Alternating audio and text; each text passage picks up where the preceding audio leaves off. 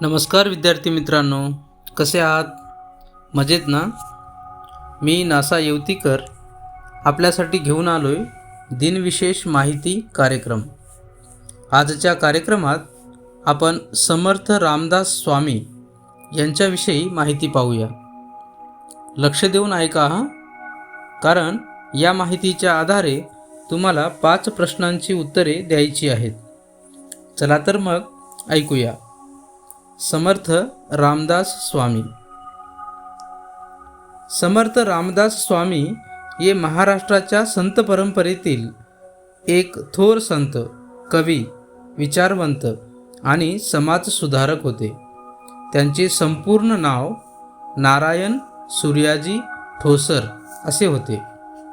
त्यांचा जन्म इसवी सन 1608 साली जालना जिल्ह्यातील जांब येथे रामनवमीच्या दिवशी झाला. समर्थ रामदासांनी अध्यात्माबरोबरच राष्ट्रभक्ती, संघटन शक्ती आणि चारित्र्य निर्मिती यांचा प्रभावी संदेश समाजाला दिला. रामदास स्वामींचे बालपण धार्मिक वातावरणात गेले. लहान वयातच त्यांना वैराग्याची ओढ लागली. विवाहाच्या वेळीच त्यांनी संसाराचा त्याग करून संन्यास स्वीकारला अशी प्रसिद्ध आख्यायिका आहे. नाशिकजवळच्या टाकळी येथे त्यांनी 12 वर्षे गोदावरी नदीत उभे राहून कठोर तपश्चर्या केली आणि रामदास हे नाव धारण केले. त्यांनी 12 वर्षात 13 कोटी रामनामांचा जप केला. त्यानंतर त्यांनी भारतभर भ्रमण केले. या भ्रमंतीतून त्यांना समाजाची दुर्दशा, लोकांमधील भीती, दुबळेपणा आणि गुलामगिरीची जाणीव झाली. त्यामुळे त्यांनी लोकांमध्ये आत्मविश्वास, भक्ती आणि शक्ती जागृत करण्याचा संकल्प केला. समर्थ रामदास स्वामी हे छत्रपती शिवाजी महाराजांचे गुरु होते. शिवाजी महाराजांच्या स्वराज्य स्थापनेला त्यांनी वैचारिक व नैतिक बळ दिले. आधी प्रपंच करावा नेटका, मग परमार्थ साधावा हा त्यांचा विचार लोकांना कर्मशील आणि जबाबदार बनवणारा होता. त्यांनी समाजात हनुमान उपासनेचा प्रसार केला, कारण हनुमान हे शक्ती, भक्ती आणि सेवा यांचे प्रतीक मानले जाते. महाराष्ट्रात त्यांनी अनेक हनुमान मंदिरे स्थापन केली. रामदास स्वामी हे उत्तम साहित्यिकही होते. त्यांचे प्रमुख ग्रंथ म्हणजे दासबोध आणि मनाचे श्लोक.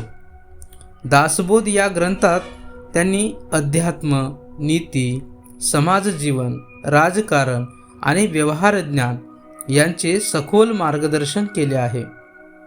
मनाचे श्लोक या रचनेतून त्यांनी मनावर नियंत्रण, सदाचार आणि आत्मशुद्धी यांचा उपदेश केला आहे.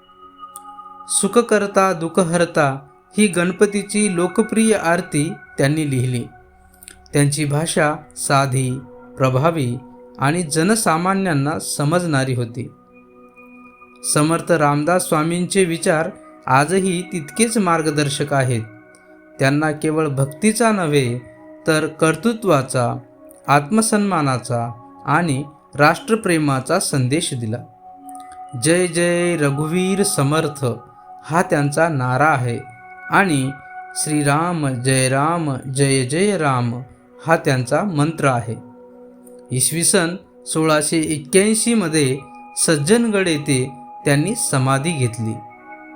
समर्थ रामदास स्वामी हे केवळ संत नव्हते तर समाज जागृती करणारे महान विचारवंत होते. त्यांच्या विचारांनी महाराष्ट्राच्या सामाजिक, धार्मिक आणि राजकीय जीवनावर खोल प्रभाव टाकला. आजही त्यांचे साहित्य आणि शिकवण माणसाला सन्मार्गावर चालण्याची प्रेरणा देते. मुलांनो, तुम्हाला ही माहिती कशी वाटली?